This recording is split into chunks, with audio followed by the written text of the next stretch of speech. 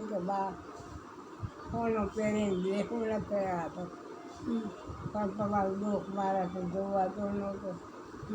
મને એમ થાય કે મારે સાવ સાદા થઈ જાય તો પછી તો દવા ન લેવી પડે ને.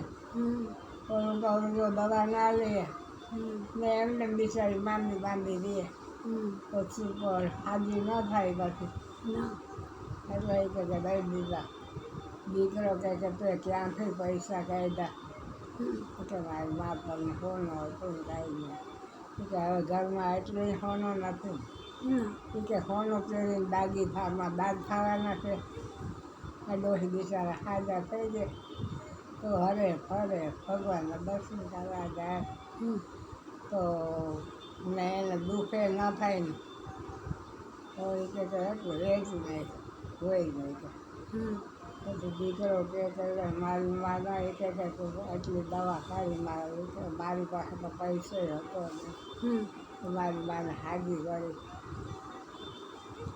ડોહી તો એટલા આશીર્વાદ દે દીકરી કે તને ભગવાન સુખી રાખે.